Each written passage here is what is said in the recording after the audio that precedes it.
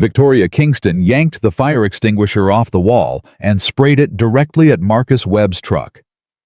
"Get this trash out of my lot!" she screamed, white foam coating the rusted hood, while 300 employees watched in shock. Marcus Webb, 58 years old, stood frozen with his lunch bag in hand.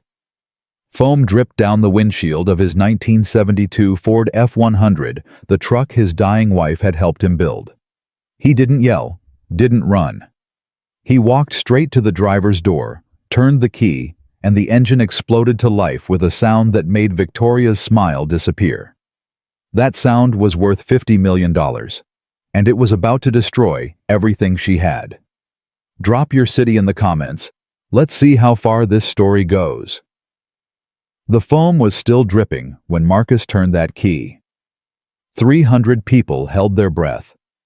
Victoria Kingston stood 10 feet away, fire extinguisher hanging limp in her manicured hands, white residue speckling her designer suit. She had expected the truck to choke, to sputter, to die right there in front of everyone, proving her point about the maintenance man who dared park his junk in her executive lot. Instead, the engine sang, not rumbled, not coughed. Sang. A deep, smooth harmonic that vibrated in their chests like a heartbeat. The kind of sound that belonged in a NASA facility, not under the hood of a vehicle older than half the employees watching. Victoria's fire extinguisher clattered to the asphalt. "What the hell?" she whispered. Marcus let it run for 10 seconds. 15. 20. The sound filled the parking lot, drowning out the silence, drowning out the shock, drowning out 3 years of humiliation he had swallowed at this company. Then he killed the engine, climbed out, and picked up his lunch bag. "It runs fine, ma'am." He walked past her without another word. Past the executives with their jaws hanging open. Past the junior employees who had laughed at her jokes. Past Raymond Chen, the young engineer who was staring at the truck like he'd just seen a ghost. Victoria didn't move. Couldn't move. She had heard that sound before. In her dreams, in the failing prototypes her engineering team had burned through for 2 years and $47 million. And it had just come from a janitor's truck. "Jaw, who the hell is he?" Victoria slammed her office door so hard, the glass rattled. Her assistant James jumped back, nearly spilling coffee on his tablet. "Marcus Webb, maintenance staff, been here 5 years. I know his name. I want to know who he really is. That engine isn't normal. That sound isn't possible." "Victoria, he's 58 years old. He mops floors. He empties trash. His background check came back clean when we hired—" "Then check again." Victoria grabbed James by the tie and pulled him close. "I want everything. Every job he's ever had. Every school. Every parking ticket. I want to know what he eats for breakfast and what he dreams about at night. You understand me?" James nodded rapidly. "Yes, ma'am." "And James—" Victoria released him. "Get me the security footage from today. Every angle. I want to see that engine up close." She turned to the window, looking down at the parking lot where her employees were still clustered around Marcus's truck, taking pictures with their phones, whispering to each other. Her phone buzzed. Text from the board chairman. "Heard there was an incident. Everything okay?" Victoria's jaw tightened. No. Everything was not okay. Everything was very far from okay. Marcus ate his lunch in the maintenance closet. Same as always. The room smelled like pine sol and rust. A single bulb flickered overhead. He sat on an overturned bucket, unwrapping the ham sandwich he'd made at 5 a.m. and tried to stop his hands from shaking. Stupid. That was stupid. Should have kept his head down. Should have taken the humiliation like he'd taken it 100 times before. But when that foam hit the windshield, Denise's windshield, the truck they'd built together in their garage, something in him snapped. He pulled out her photograph, worn soft at the edges from years in his wallet. Denise in her lab coat, grease on her cheek, grinning like she'd just solved the universe. "I'm sorry, baby," he whispered. "I should have walked away. Now she's going to start asking questions." The photograph didn't answer. It never did. But he could hear Denise's voice anyway, clear as the day she died. "You can't hide forever, Marcus. Sooner or later, the truth comes out. I'm not ready. You're 58 years old. How much longer you gonna wait? A knock on the door made him shove the photo back in his pocket. Marcus, you in there? Raymond Chen, the young engineer. One of the few people at Kingston who looked Marcus in the eye when they talked. Yeah, come in. Raymond squeezed into the closet, closing the door behind him. His face was pale, excited, scared. That engine? Raymond said. I need to know what that was. Just an old truck? Don't give me that. I've got 2 degrees in mechanical engineering. I've worked on prototype propulsion systems for 3 years. What I heard out there today doesn't exist. The resonance profile, the thermal signature, the power output, that's not combustion. That's not hybrid. That's something else entirely. Marcus kept eating his sandwich. You're imagining things. I pulled up the audio on my phone, ran it through spectral analysis on my lunch break. Raymond held up his screen. Look at this waveform. Look at the frequency distribution. This is regenerative energy cycling, self-sustaining power loops. We've been trying to build this for 2 years and burning through millions. Sounds like you should work harder. Marcus. Raymond stepped closer. I did some digging. There was a propulsion engineer at NASA back in the 2000s, filed patents for something called the Phoenix Core, a self-regenerating thermodynamic system. The researcher's name was Marcus Webb. Silence. His wife was a materials scientist, Denise Webb. They were going to change the world. Then she got cancer. The patents got tangled up in some corporate acquisition, and Marcus Webb just disappeared. Marcus set down his sandwich. That was a long time ago. 15 years. But it's you, isn't it? You're that Marcus Webb. I'm a janitor. I mop floors. And I'm a struggling engineer with a 6-year-old daughter who's gonna lose her daddy's health insurance if this company tanks. Raymond's voice cracked. We're 3 weeks from the government deadline. 47 million spent. And our prototype is dead. It won't work. Nothing works. Marcus looked at the young man, saw the fear in his eyes, the desperation. What do you want from me, Ray? Help us. Please. I know you can. Marcus was quiet for a long moment. Then he stood up, brushed crumbs off his coveralls, and opened the closet door. I have floors to mop. Marcus. Your daughter. What's her name? Raymond blinked. Lily. Her name's Lily. Marcus nodded slowly. Something flickered across his face. Pain memory loss. That's a beautiful name. Then he was gone, pushing his maintenance cart down the hallway, leaving Raymond standing alone in the closet. Victoria found the files at 2 a.m. She'd torn through her father's old office, the one she'd sealed after his death, the one she'd never had the courage to clean out. Boxes of papers, folders thick with dust, the smell of cigars still clinging to the curtains after 3 years. Charles Kingston had been a bastard. Victoria knew that. Everyone knew that. He'd built Kingston Industries through intimidation, manipulation, and deals that skirted the edge of legal. But he was her father, and she'd inherited everything he built. Now, sitting on the floor surrounded by his papers, she wished she hadn't. The folder was marked Webb Acquisition 2011. Inside, patent transfer documents, legal correspondence, a settlement agreement for $85,000 pennies for technology worth billions, and a handwritten note in her father's scratchy script. Webb desperate, wife dying, settled for nothing, Phoenix Core, now ours, bury it until market ready. Victoria's hands trembled. There were more papers. Hospital bills forwarded to the Webb residence. Legal threats sent during Denise Webb's chemotherapy. A memo from Kingston's lawyers celebrating the successful acquisition of distressed intellectual property. Her father hadn't just bought the patents. He'd waited until Marcus Webb was at his most vulnerable, holding his dying wife's hand, and stolen everything. Oh God, Victoria whispered. Oh my God. She thought about the parking lot, the fire extinguisher, the foam dripping down the truck Marcus Webb had built with his wife. She thought about the sound of that engine, and she understood finally what she was dealing with. The next morning, Victoria called an emergency meeting of the engineering team. 12 people crammed into the conference room. Dr. Chen at the head of the table looking like he hadn't slept in days. Raymond in the corner, avoiding Victoria's eyes.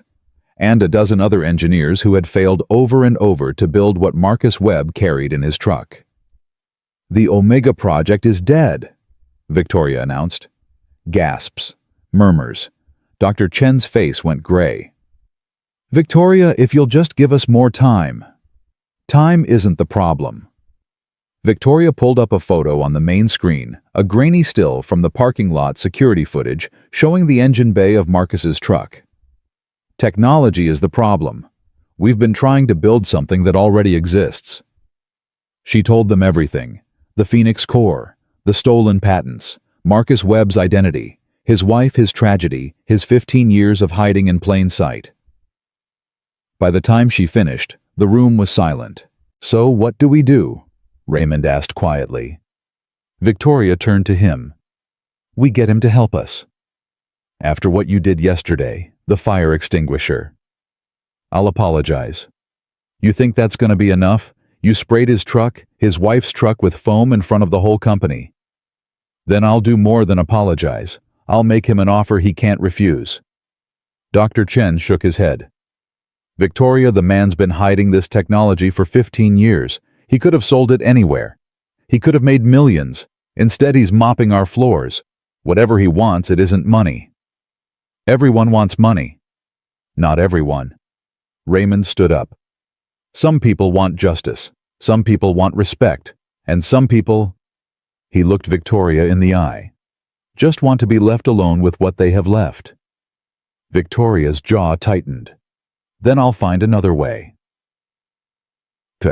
She found Marcus in the parking garage at 6 p.m., loading cleaning supplies into his truck. "We need to talk." Marcus didn't turn around. "I'm off the clock. I know who you are. What you built. What my father did to you." That made him pause. His shoulders tensed. But he still didn't face her. "Found the files, did you?" "Yes." "And now you want the engine, just like him." "I want to make this right." Marcus laughed, a bitter, broken sound. "Right. You want to make it right." He finally turned around. "Your father came to my house while my wife was dying. Did you know that? Came right to the door. Said he was sorry about Denise. Said he wanted to help with the medical bills. All I had to do was sign over the patents." Victoria said nothing. "I told him no. Said the Phoenix core was Denise's legacy. Said I'd rather go bankrupt than let him have it." Marcus's voice hardened. "So he waited. 3 months. Until she was in hospice, until I was sleeping on a cot next to her bed, until I hadn't eaten in 2 days. Then his lawyer showed up with papers. Said there was a filing error in our original patents. Said they could tie us up in court for years unless we settled. Marcus, $85,000.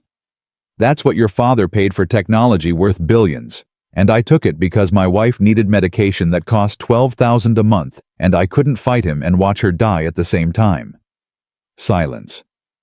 "She died 3 weeks later. Never knew I'd signed it away. Never knew her dream got sold for nothing." Victoria's voice was small. "I didn't know." "Would it have mattered?" "Yes, it would have mattered to me." Marcus studied her face, looking for the lie, looking for the angle. "I'm not my father," Victoria said. "I know that's hard to believe. I know what I did yesterday was unforgivable, but I'm asking you, begging you to give me a chance to prove I'm different." "How?" "Work with us. Help us build the Phoenix core properly. Full credit. Full royalties. Everything my father stole returned to you legally." "And what do you get?" "The government contract. My company survives. Everybody wins." Marcus was quiet for a long time. Behind him, the parking garage lights buzzed and flickered. "You know what the difference is between you and your father, Victoria? Tell me." "He never pretended to be sorry, never tried to make nice. He just took what he wanted and left. Marcus opened his truck door. You're doing the same thing, but you want me to feel good about it while it happens. That's not. Good night, Ms. Kingston. He climbed into the truck. The engine roared to life, that impossible, beautiful sound, and he pulled away, leaving Victoria standing alone under the fluorescent lights. She watched until his taillights disappeared. Then she pulled out her phone and called her lawyer. Michael, I need everything we have on the Phoenix Core patent. Every legal angle, every loophole, every claim we can make. She paused. If he won't help us willingly, we'll find another way. The war started the next morning. Marcus arrived at work to find 2 security guards waiting by the time clock. Mr. Webb, you need to come with us. What's this about? Ms. Kingston wants to see you. Now. They escorted him to the executive floor, past the cubicles where people stared, past the conference rooms where engineers whispered, into Victoria's corner office where she sat behind her desk like a queen on a throne. The guards closed the door and stood in front of it. Sit down, Marcus. I'll stand. Victoria smiled. Cold. Professional. I spoke with our legal team last night. Interesting conversation. I'll bet. Patent US 7892441. The Phoenix Core. Legally acquired by Kingston Industries in 2011. She slid a document across the desk. According to our attorneys, any derivative technology, anything built using the principles outlined in that patent, belongs to us. Marcus didn't look at the paper. That patent was stolen. That patent was purchased, legally, from you. Under duress, while my wife was dying. Prove it. Victoria leaned forward. You have no evidence, no witnesses, no documentation of coercion, just your word against a dead man's reputation. Marcus felt his chest tighten. The same words. The same impossible demand. 15 years and nothing had changed. What do you want? Simple. You work for us. You help our engineers complete the Omega project using your expertise. In exchange, you keep your job, you receive a significant raise, and we don't pursue legal action against you for IP theft. IP theft. That's my technology. That's Kingston's technology. Has been for 15 years. Victoria's smile didn't waver. I'm being generous here, Marcus. I could have you arrested. Instead, I'm offering you a partnership. A partnership where you own everything and I get nothing. A partnership where you get to keep working, keep driving your wife's truck, keep pretending you're just a janitor. She paused. Or you can fight me, and I will bury you so deep no one will remember Marcus Webb ever existed. The room was silent. Marcus looked at Victoria. Really looked. Behind the power suit and the cold smile he saw something he recognized. Fear, desperation. The terror of a woman whose empire was crumbling, who had bet everything on a contract she couldn't win. She wasn't evil, she was cornered. That didn't make her less dangerous. It made her more. You know what, Victoria? Your father said almost the exact same thing to me, 15 years ago. Same office, different furniture. Victoria's smile flickered. He said he'd bury me too. Said no one would believe a broke engineer over a captain of industry. Marcus picked up the legal document and looked at it for the first time. He was right. No one did believe me, and he got everything he wanted. Then you understand your position. I understand something else. Marcus tore the document in half, then quarters, then eighths. I was 38 years old when your father destroyed my life, young enough to still believe I could start over, scared enough to think I had something to lose. He let the pieces flutter to Victoria's desk. I'm 58 now. My wife is gone. My career is gone. I've spent 15 years mopping floors and keeping my head down.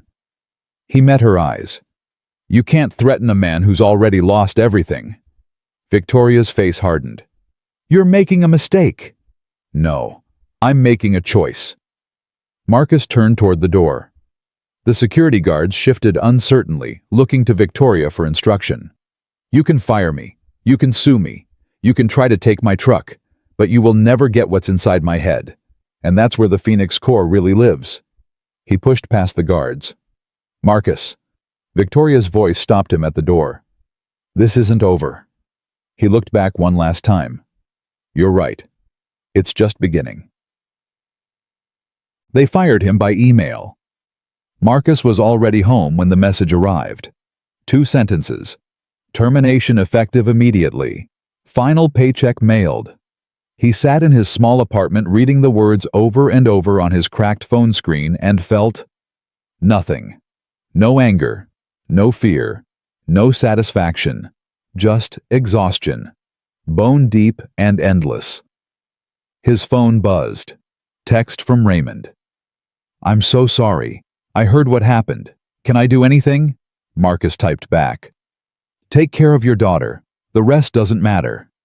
He set the phone aside and looked around his apartment. 20 years of memories compressed into 400 square feet. Denise's photograph on every wall. Her books still on the shelf. Her coffee mug still in the cabinet never used since the day she died. What now, Dee? He asked the empty room. I'm out of moves. Out of time. Out of everything. The silence answered him.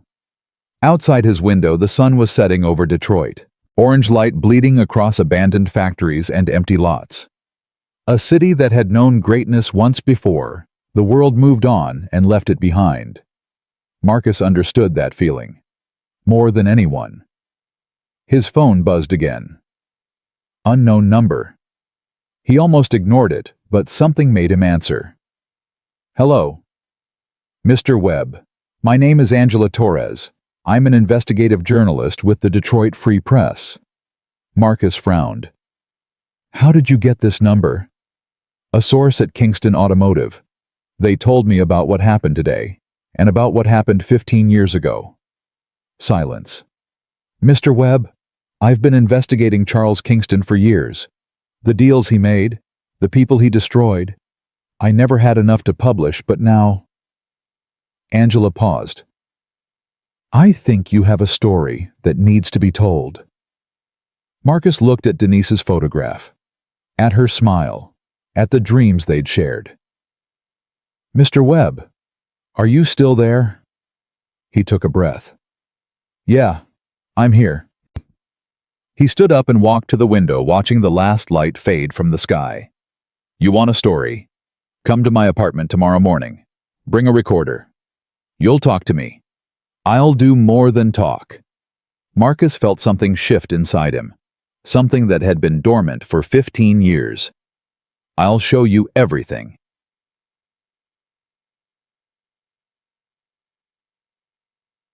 That night, Marcus went to the garage where he kept the truck. It was a rented space in an industrial district surrounded by abandoned warehouses and chain-link fences. The kind of place no one looked twice at. The kind of place where a man could hide a $50 million secret in plain sight.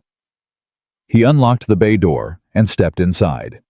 The F-100 sat under a canvas tarp, waiting. He pulled the cover off and stood there for a moment, looking at the rust, the dents, the faded paint. They're coming for you, old girl, he said softly. Victoria's lawyers. The courts. Maybe worse. He opened the hood. The Phoenix core gleamed in the dim light. 15 years old, but still perfect. Still revolutionary. Still carrying his wife's fingerprints on the components she'd machined herself. Marcus reached in and touched the main housing. Cool metal. Precise engineering. A dead woman's dream still alive. I'm done hiding, Dee. Done being afraid. He closed his eyes. Whatever happens next, I'm going to make sure they know your name, know what you built, know what they took from us. He closed the hood gently. Then he got to work. If they were going to take the truck, they'd have to find it first. And Marcus Webb had spent 15 years learning how to disappear. He had one more trick left. Angela Torres arrived at 7 a.m. sharp. She was younger than Marcus expected. Mid-30s, dark hair, pulled back, tight eyes that missed nothing. She carried a leather bag stuffed with notebooks and a digital recorder that looked like it had seen 100 interviews. "Mr. Webb?" She shook his hand firmly. "Thank you for agreeing to meet. Come in, coffee's fresh." She followed him into the apartment, her gaze sweeping across the photographs on every wall. Denise in the garage. Denise at NASA. Denise on their wedding day, young and radiant and full of hope. "Your wife?" "Yes." She was beautiful. She was brilliant. Marcus poured 2 cups and handed one to Angela. That's what mattered. They sat at his small kitchen table. Angela set up her recorder, tested the levels, then looked at him with the patient intensity of someone who had learned to wait for the truth. "Start wherever you want," she said. "I've got all day." Marcus took a sip of coffee, set the cup down, and began. "I met Denise in 1998, graduate program at MIT. She was studying material science, I was in aerospace engineering. We hated each other for the first 6 months. Angela smiled. "What changed?" "We got paired on a project, some theoretical nonsense about energy conservation in closed systems. Neither of us wanted to work together. But somewhere around the third all-nighter, arguing about thermodynamics over cold pizza, I realized I was in love." "Did you tell her?" "Didn't have to. She kissed me first." Marcus's voice softened. "Said she couldn't focus with me looking at her like that. Might as well get it over with." Angela laughed quietly. "Sounds like she was direct." "Direct as a bullet, never wasted a word in her life." He paused. "That's what made her such a good engineer. No ego, no politics, just pure problem solving. She saw the world as a series of puzzles waiting to be cracked. And the Phoenix core was one of those puzzles." Marcus nodded slowly. "The biggest one. We started working on it in 2004, right after we both got hired at NASA. The idea was simple. What if you could build an engine that recycled its own energy output? Not perpetual motion, that's impossible, but a system so efficient that it approached perpetual motion. 98–99% energy recovery." "That sounds revolutionary." "It is." Marcus leaned forward. "You understand what that means. Cars that barely need fuel. Power plants that run on almost nothing. The entire energy economy transformed overnight. And you built it. Denise built it. I just helped." He stood and retrieved a worn photograph from the shelf, Denise holding a metal cylinder the size of a cantaloupe, grinning like she'd just won the lottery. "That's the first working prototype, December 2007. We ran it for 6 hours straight with no external power input." Angela studied the photograph. "What happened next?" "We filed patents, started shopping the technology to manufacturers. Everyone was interested, but no one would commit. Too radical, they said. Too disruptive. The oil companies would bury it." "Were they right?" "We never got the chance to find out." Marcus's voice hardened. "Denise got diagnosed in March 2009. Stage 4 breast cancer. Already in her lymph nodes by the time they caught it." Angela set down her pen. "I'm sorry." "Don't be sorry. Be angry." Marcus sat back down, his hands wrapped tight around his coffee cup. "The treatments cost everything we had. I left NASA to take care of her. We burned through our savings in 8 months. And while we were drowning, Charles Kingston came swimming up like a shark who'd smelled blood." "Victoria's father?" "The same. He showed up at our door with flowers and condolences. Said he'd heard about Denise's illness. Said he wanted to help. Let me guess. He didn't want to help." "Oh, he helped himself." Marcus's jaw tightened. "Offered to buy the Phoenix core patents for $2 million. Fair price, he said. Enough to cover Denise's treatment, and then some." "But you said no." "I said hell no. Those patents were Denise's legacy, her life's work. I wasn't selling them for any price." "What did Kingston do?" Marcus was quiet for a moment. When he spoke again, his voice was flat, controlled. The voice of a man who had rehearsed this story in his nightmares for 15 years. He waited. 3 months. Until Denise was in hospice. Until I was sleeping 4 hours a night holding her hand watching her disappear. He took a breath. Then his lawyers showed up with paperwork claiming there were irregularities in our original patent filings. Said they could tie us up in court for years. Said by the time the legal fees were done, we'd have nothing left. That's extortion. That's business. At least that's what they called it. Marcus met Angela's eyes. I signed over the patents for $85,000, less than 3 months of Denise's treatment, and she died 3 weeks later, never knowing I'd given away everything she built. Angela was silent. Her recorder hummed softly in the space between them. I've carried that secret for 15 years, Marcus said. The guilt of it. The shame. Denise died thinking her work would change the world. Instead, Charles Kingston buried it in a vault and forgot about it. Until now. Until now. Marcus nodded. His daughter's trying to build it herself, failing, spending millions. And there I was mopping her floors, driving the only working prototype in existence, and she didn't even know. Why stay? Why work there? Marcus smiled grimly. Hiding in plain sight. I figured no one would look for a genius engineer in a janitor's coveralls. And I was right. Took them 5 years to figure it out. Angela leaned forward. Mr. Webb, if I publish this story, everything changes. Kingston's stock will tank. Victoria will face a PR nightmare. There might be lawsuits, investigations, criminal charges. Good. But you'll be in the middle of it. Your name, your face everywhere. The quiet life you've built. The quiet life I built was a lie. Marcus stood and walked to the window. I've spent 15 years pretending to be nobody, letting them win, dishonoring everything Denise believed in. He turned back to face Angela. I'm done hiding. Publish everything.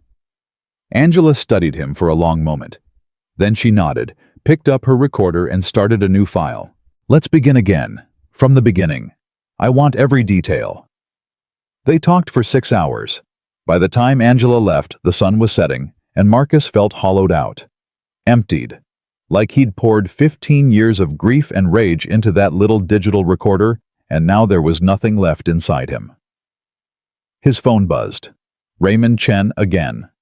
Marcus, I need to see you. Tonight. It's important.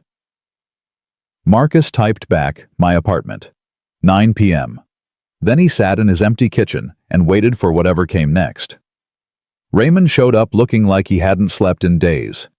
Dark circles under his eyes shirt, wrinkled hands shaking as he accepted the beer Marcus offered. What's going on, Ray? Victoria's lost it. Raymond took a long drink. After you left, she called an emergency meeting. Told the whole engineering team to reverse engineer the Phoenix core from the security footage. Said anyone who couldn't deliver results by Friday was fired. That's impossible. You can't build that engine from grainy parking lot video. That's what Dr. Chen told her. She fired him on the spot. Marcus sat back. Chen's been there 20 years. 22. Walked out with a box of his things and Victoria didn't even look up from her phone. Raymond set down his beer. Marcus, she's going to destroy the company. The government deadline is in 18 days. Without Chen, without you, without a working prototype, we're done. That's not my problem anymore. I know it's not. Raymond leaned forward. But there are 300 people who work there. Engineers, technicians, admin staff. Most of them had nothing to do with what Victoria's father did to you. And they're all going to lose their jobs because she can't admit she needs help. Marcus said nothing. Lily's school is 2 blocks from the plant, Raymond continued. Half the parents work there, half the teachers' spouses. When Kingston goes down, it takes the whole neighborhood with it. What do you want me to do? Ray, walk back in and hand them my life's work after everything they did? No, I want you to win. Raymond's eyes were intense now. I want you to beat them so badly that everyone knows the truth. But there has to be a way to do that without destroying innocent people. Marcus was quiet for a long time. He thought about Denise, about what she would have done. Our work should help people, she'd said over and over. That's the whole point. There's a journalist, Marcus finally said. Angela Torres. She's writing a story about Kingston, about the stolen patents, the whole thing. When does it publish? She said she needs a few days to verify everything, maybe a week. Raymond nodded slowly. A week, that gives us time. Time for what? I don't know yet, but Victoria's spiraling. The board is asking questions. The investors are nervous. Raymond stood up, some of the exhaustion lifting from his face. If that story drops at the right moment when she's most vulnerable, when the company's future is on the line, it could change everything. You want to coordinate time the story for maximum damage. I want to give 300 families a chance to survive. Raymond met Marcus's eyes. Help me find a way, Marcus. Please. Marcus looked at the photograph of Denise on the wall, at her smile, at the dreams they'd shared. I'll think about it, he said. It wasn't a yes, but it wasn't a no either. The next 3 days were chaos. Victoria Kingston launched a full assault. Her lawyers filed an emergency injunction to seize Marcus's truck, claiming it contained misappropriated intellectual property. Police showed up at his apartment with a warrant, but the truck wasn't there. Marcus had moved it the night before to a storage facility 40 miles outside the city. Registered under a name Victoria's people would never think to search. The officers found nothing but an empty garage bay and an old man who politely declined to answer questions. Where's the vehicle, Mr. Webb? What vehicle? The 1972 Ford F-100 registered in your name. Sold it years ago. Don't remember who to. My memory's not what it used to be. The officers exchanged frustrated looks. Without the truck, they had nothing. We'll be back, the lead officer said. I'll make coffee. After they left, Marcus allowed himself a small smile. Let them search. Let them dig. They wouldn't find Denise's engine. Not until he was ready to show the world. His phone rang. Unknown number. He answered. Mr. Webb, this is Victoria Kingston. Marcus felt his jaw tighten. I don't think we have anything to discuss. I disagree. Victoria's voice was strained, desperate. Nothing like the confident CEO who'd sprayed his truck with foam a week ago. I'm prepared to make you a real offer, not threats, not legal games, a genuine partnership. I've heard your offers. Not this one. $50 million, cash, for the Phoenix core technology and your expertise. You'd retain 20% of all future licensing revenue. Your name on every patent, every product. Full credit for the work you and your wife did. Marcus was silent. It's more than fair, Victoria pressed. More than my father ever would have offered. I'm trying to make this right. Make it right. Marcus laughed bitterly. You fired me. You tried to steal my truck. You've got lawyers hunting me like I'm a criminal. And now you want to make it right? I was angry, scared. The company's falling apart, and I didn't know what else to do. That's not my concern. It should be. Victoria's voice hardened slightly. That story you're working on with Angela Torres, I know about it. My people intercepted her communications. If it publishes, yes, it will hurt me. But it will also destroy any chance of the Phoenix core reaching the market. The technology will get tied up in lawsuits for years, decades maybe. Is that what Denise would have wanted? Marcus gripped the phone tighter. Don't you dare speak her name. I'm just telling you the truth. You can have revenge, or you can have legacy. You can't have both. The line was quiet. Think about it, Victoria said. 50 million, full credit. The Phoenix core finally changing the world like you always dreamed. All you have to do is work with me instead of against me. And if I say no, then we both lose everything. Victoria paused. I'll call again tomorrow. Think about what matters more, making me pay or making your wife proud. The line went dead. Marcus sat in the darkness of his apartment, the phone still pressed to his ear, and felt the weight of the choice before him. Angela Torres called him that night. "We have a problem." Marcus sat up straighter. "What kind of problem?" "Victoria's lawyers sent a cease and desist to my editor. Claim the story contains defamatory material and threatened a $100 million lawsuit if we publish." "Can they do that?" "They can try, but my editor's nervous. He wants more verification before we go forward. Independent sources, documentation, something beyond your testimony." Marcus's heart sank. "What do you need?" "Proof of the original patent filings. Proof that Kingston's acquisition was coercive. Anything that shows your side of the story is true." "Most of that was destroyed, or buried in Kingston's archives." "Then we need to find it." Angela paused. "Marcus, I believe you. But belief isn't enough. Without documentation, this story dies." After she hung up, Marcus sat alone in the silence. Proof. Documentation. Evidence buried somewhere in Victoria Kingston's company. He couldn't get it himself. He'd been fired, banned from the premises, probably flagged in their security system, but someone else could. He picked up his phone and called Raymond Chen. "Ray, I need a favor." "Name it." "The files about the Phoenix Core acquisition, the original paperwork from 2011, they'd be in the legal archive somewhere, basement level probably. Can you get to them?" Raymond was quiet for a moment. "That's breaking and entering. Corporate espionage. If I get caught—" "I know, I'm asking anyway." Another long pause. "Victoria fired Dr. Chen yesterday. A man who gave 22 years to that company, and she threw him out like garbage." Raymond's voice was hard now. "She's threatening to cut benefits for the engineering team if we don't hit impossible deadlines. She doesn't care about any of us." "Is that a yes?" "That's a yes." Raymond took a breath.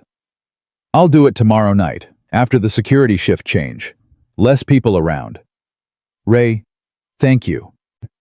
"Don't thank me yet. If this goes wrong, we're both finished." Marcus hung up and looked at Denise's photograph. "Almost there, baby," he whispered. "Almost there." The next 24 hours crawled by like years. Marcus couldn't eat, couldn't sleep. He paced his apartment, checked his phone every 30 seconds, imagined 100 different ways everything could go wrong. What if Raymond got caught? What if the files weren't there? What if Victoria had already destroyed the evidence? At 11 p.m., his phone finally buzzed. "Got them. Meet me at the diner on 5th. Come alone." Marcus grabbed his jacket and ran. Raymond was waiting in a back booth, a manila folder thick with papers spread across the table. He looked pale but triumphant. "Everything's here," Raymond said as Marcus slid into the seat across from him. The original acquisition documents, internal memos, correspondence between Charles Kingston and his lawyers about managing the web situation. Marcus grabbed this folder with shaking hands. The first document was a memo dated March 2011, Webb showing signs of financial distress. Recommend accelerating legal pressure to force settlement. The second was worse, Webb's wife entered hospice care. Optimal timing for final offer. And the third, the one that made Marcus's blood run cold, was a handwritten note in Charles Kingston's script. Denise Webb deceased. Acquisition complete. Phoenix Core secured. Recommend archival status until market conditions improve. They had waited for her to die. They had calculated the timing down to the day. "My God," Marcus whispered. "They killed her." "Not directly," Raymond said quietly. "But they knew. They knew exactly what they were doing." Marcus stared at the documents. 15 years of grief and rage compressed into a few sheets of paper. Proof of everything he'd suffered. Everything Denise had lost. "This is enough," he said. "This is more than enough. There's one more thing." Raymond pulled out a final document. "I found this in a separate file. A memo from Victoria dated last month." Marcus read it, then read it again. Subject: Phoenix Core Revival. The technology my father acquired in 2011 remains our most valuable asset. I recommend immediate development using all available resources. The original inventor is currently employed in our maintenance division. Recommend leveraging this asset before he becomes aware of the technology's true value. She knew. Marcus's voice was barely a whisper. She knew who I was before any of this started. Before the parking lot, before the fire extinguisher. She knew the whole time. And she let you mop her floors anyway. Marcus closed his eyes. The betrayal was complete. Total. Everything Victoria had said about not knowing, about wanting to make things right, lies. All lies. We publish everything, Marcus said. Tomorrow. No more waiting. Raymond nodded. I'll call Angela. They left the diner separately, Raymond heading home, Marcus walking the empty streets with the folder clutched to his chest like a sacred text. The truth was finally coming out. And Victoria Kingston's empire was about to burn. He was halfway home when the black SUV pulled up beside him. Two men in suits stepped out. Big, professional, the kind of men who solved problems for people with money. Mr. Webb. The taller one flashed a badge too fast to read. Ms. Kingston would like a word. Marcus backed up. I've got nothing to say to her. That wasn't a request. They grabbed him before he could run. The folder spilled across the sidewalk as they shoved him into the SUV. Papers scattered in the wind, 15 years of evidence, dancing away into the darkness. The door slammed shut. The SUV pulled away, and Marcus Webb disappeared into the night. The SUV smelled like leather and money. Marcus sat between the two men, his heart pounding against his ribs, his mind racing through possibilities. Kidnapping, false imprisonment. Whatever came next, Victoria had crossed a line she couldn't uncross. Where are you taking me? Neither man answered. The driver kept his eyes on the road. The city lights blurred past the tinted windows. I asked you a question. The taller man, the one who'd flashed the badge, finally spoke. Ms. Kingston wants to talk, that's all. She could have called. She tried. You didn't listen. Marcus thought about the papers scattered on the sidewalk. The evidence. 15 years of proof dancing away in the wind. Raymond would find them. Raymond would know something was wrong. He had to believe that. The SUV turned into an underground parking garage beneath a glass tower Marcus recognized.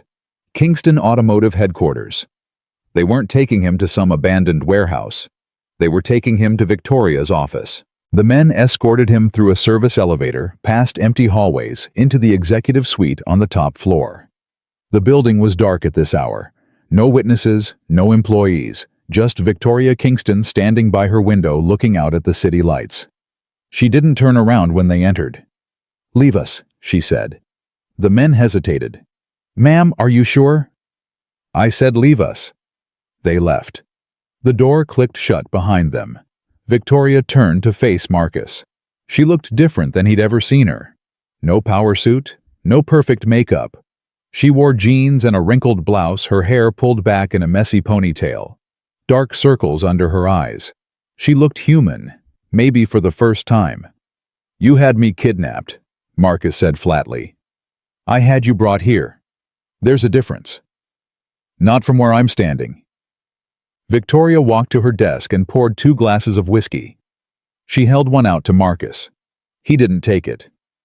Suit yourself. She drank from her own glass, then set it down. I know about the documents. Raymond Chen, Angela Torres, the story you're planning to publish. Marcus's jaw tightened. Then you know it's over. Nothing's over. Victoria sat down heavily in her chair. Do you know why my father started this company? I don't care. He grew up poor, south side of Chicago. His father worked the steel mills until his lungs gave out. His mother cleaned houses for rich people who never learned her name. Victoria stared at her whiskey. He swore he'd never be invisible like them, never be powerless. He built this company from nothing, deal by deal, handshake by handshake. And yes, some of those deals were dirty. Some of those handshakes crushed people who got in his way. People like me. People like you. Victoria met his eyes. I'm not making excuses. What he did to you was wrong. What he did to your wife was unforgivable. But you need to understand something, Marcus. I didn't know. Not until last week. I swear to you I didn't know. The memo says different. Victoria frowned. What memo? The one you wrote last month. About leveraging the asset in your maintenance division. About the Phoenix Core revival. Victoria's face went pale. I never wrote that. I saw it. Your signature. Your letterhead. That's impossible. I didn't even know you existed until you fixed the prototype in front of those investors. Victoria stood up abruptly, pacing. Someone setting me up. Someone inside the company. Convenient story. It's the truth. Victoria spun to face him. Think about it, Marcus. If I'd known who you were from the beginning, why would I humiliate you in the parking lot? Why spray your truck with foam in front of 300 witnesses? That doesn't make sense. Marcus hesitated. She had a point. Victoria was ruthless, but she wasn't stupid. If she'd known about the Phoenix Core, she would have approached him quietly, privately, not created a public spectacle that drew attention. Then who wrote it? I don't know. But someone wanted us to destroy each other. Victoria grabbed her phone and pulled up a document. Look at this. The board has been pressuring me for months to step down, led by a man named Harold Foster. He was my father's chief financial officer. He's been with the company longer than I've been alive. What does that have to do with me? Foster knew about the Phoenix Core acquisition. He was there when my father negotiated it. He knew exactly what those patents were worth. Victoria's voice was intense now. If he could prove that I mismanaged the technology that I drove away, the only person who could make it work, the board would remove me. He'd take over, and he'd have access to everything you built. Marcus processed this slowly. You're saying Foster planted that memo. I'm saying someone did, and Foster's the only one with motive, means, and opportunity. Why should I believe you? Victoria set down her phone. She walked to a cabinet in the corner of her office and pulled out a thick folder. Because of this. She handed it to Marcus.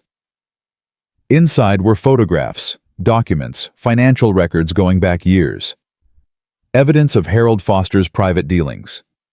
Shell companies, hidden accounts, a pattern of embezzlement that had been draining Kingston Automotive for over a decade. I found this 3 months ago, Victoria said. I've been building a case against him quietly, but every time I get close, evidence disappears. Witnesses change their stories. It's like he knows my every move. Why tell me this? Because you're the only person he hasn't gotten to yet. The only person who might actually tell the truth. Victoria's voice cracked slightly. Marcus, I know you hate me. You have every right. But if Foster takes over this company, he'll bury the Phoenix Core just like my father did. It'll never see the light of day. Marcus looked at the folder in his hands, then at Victoria, then at the door where freedom waited. And if I help you, what do I get? Everything. Full ownership of the Phoenix Core patents returned to you legally. Complete creative control over development. Royalties on every product.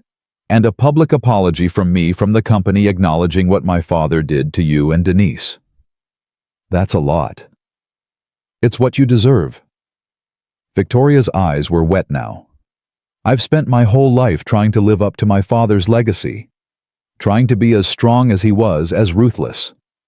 But his legacy is built on people like you. People he crushed to get ahead. I don't want that to be my story, Marcus.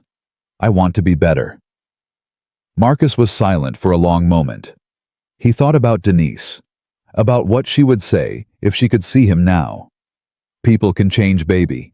You just have to give them the chance. The documents Raymond found, the ones your men scattered on the sidewalk, they're still out there. They prove everything your father did. I know. If Angela publishes that story, Your company is finished. Foster wins. I know that too. Marcus studied Victoria's face, looking for the lie, looking for the angle. He didn't find one. I want the apology in writing, he said finally. Before anything else. Signed by you, witnessed by legal counsel, admitting what Charles Kingston did to me and Denise. Done. And I want to meet this Harold Foster, face to face, before I make any decisions. Victoria nodded slowly. That can be arranged. Marcus set down the folder. Then we have a lot to talk about. The meeting with Harold Foster happened the next morning. Victoria had arranged it in the main conference room, neutral ground. Foster arrived at 9 a.m. sharp, immaculately dressed in a charcoal suit that probably cost more than Marcus's annual salary. He was older than Marcus expected.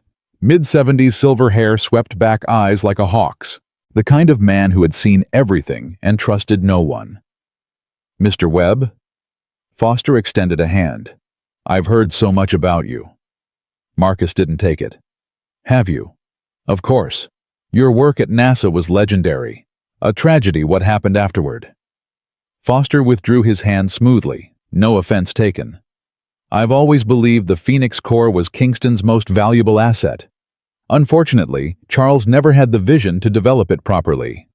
But you do. I have the resources, the connections, the long-term thinking this technology requires. Foster smiled warmly. Victoria is a talented executive, but she's impulsive, short-sighted. She nearly destroyed our relationship with the government contract through poor planning.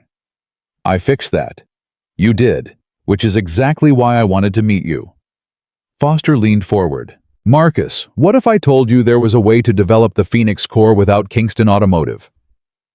A new company properly funded with you as Chief Technology Officer and majority stakeholder. Marcus glanced at Victoria. She was standing by the window, her face unreadable. Keep talking, Marcus said. It's simple. Victoria's position is untenable. The board will remove her within the month. When that happens, I'll restructure the company's assets. The Phoenix Corps patents will be transferred to a new entity, one that I control, but where you'd have complete technical authority. And what do you want in return? Your cooperation, your expertise, and your silence about certain historical irregularities. You mean the theft of my patents?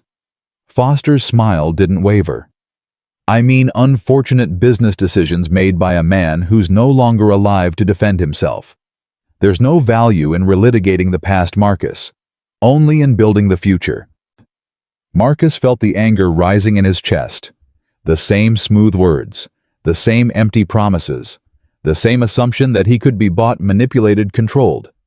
You knew, Marcus said quietly. Foster's smile flickered. I'm sorry. You knew what Charles was doing. You were there.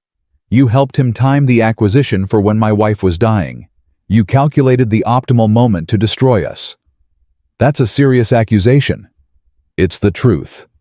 Marcus pulled out his phone and played a recording. Foster's voice from the internal memos Raymond had found. Webb's wife entered hospice care. Optimal timing for final offer. Foster's face went white. Did you think I came here without evidence? Marcus stood up. Did you think I was stupid enough to walk into a meeting with the man who helped destroy my life without proof of what he did? Foster recovered quickly. His smile returned, but it was different now. Colder, more dangerous. Even if that recording is real, it proves nothing. I was following Charles's orders. Any competent lawyer would argue I was simply doing my job. Maybe. But it'll be enough to launch an investigation. Enough to make the board ask questions. Enough to destroy your reputation. And what about your reputation? Foster's voice hardened. You're a janitor, Marcus. A 58-year-old man who mops floors for a living. Who's going to believe you over me? Angela Torres will. Foster went still. The journalist. She's publishing tomorrow. Everything. The acquisition, the timing, the internal memos, your role in all of it. By this time next week, the whole world will know what Kingston Industries did to me and Denise. You're bluffing. Try me. The two men stared at each other across the conference table. 15 years of history compressed into a single moment. Foster moved first. He lunged for Marcus's phone, trying to grab it to destroy the evidence. But Marcus was faster. He stepped back, letting Foster stumble past him, and grabbed the older man by the collar. "You ruined my life," Marcus said, his voice shaking with rage. "You helped steal everything I built. You waited for my wife to die so you could pick my bones clean. Let go of me. And now you think you can do it again, buy me off with promises, manipulate me into silence." Marcus shoved Foster against the wall. "I'm not the broken man I was 15 years ago. I've got nothing left to lose, and that makes me more dangerous than you can possibly imagine." The door burst open. Victoria's security team rushed in, pulling Marcus away from Foster, separating the two men. "Enough!" Victoria stepped between them. "Both of you, enough!" Foster straightened his suit, his composure cracking. "This man assaulted me. I want him arrested." "You'll get nothing from me," Victoria said coldly. "Victoria, be reasonable. I heard everything, Harold. The recording, the admission, the way you helped my father destroy this man." Victoria's voice was steel. "You're done. Security will escort you from the building. Your access codes are revoked. Your office is being searched as we speak." Foster's face contorted with fury. "You can't do this. The board will receive copies of everything I've found on you, the embezzlement, the shell companies, the evidence I've been gathering for months." Victoria smiled coldly. "Did you really think I didn't know what you were doing, Harold? Did you think I was that stupid?" For the first time, Foster looked truly afraid. "Victoria, listen to me. Get him out of here." Security dragged Foster from the room. His protests echoed down the hallway until a door slammed shut and silence returned. Victoria and Marcus stood alone in the conference room, breathing hard, the weight of what had just happened settling over them. "You planned this," Marcus said finally. "I suspected it was Foster from the beginning. I needed you to confirm it." Victoria turned to face him. "I'm sorry I couldn't tell you beforehand. I wasn't sure you'd trust me enough to play along." "I don't trust you." "I know. But maybe someday you will." Victoria walked to the window and looked out at the city. "My whole life I've been trying to prove I deserved what my father built, that I earned my place. But the truth is, I was standing on a foundation of other people's suffering. Your suffering." She turned back to Marcus. "I can't undo what he did. Can't bring Denise back. Can't give you the 15 years you lost. But I can try to make the Phoenix Core what it was always meant to be. Something that helps people. Something that makes the world better." Marcus thought about his wife, about the dreams they'd shared, about all the nights they'd spent in their garage believing they could change everything. "Denise would have liked you," he said quietly. "The real you, not the CEO, the woman underneath." Victoria's eyes glistened. Would she? She always believed people could be better than they were. She'd see that in you. They stood in silence for a moment. Two people who had started as enemies finding something unexpected in the wreckage. "So what happens now?" Victoria asked. "Now we finish what Denise started." Marcus extended his hand. "Partners."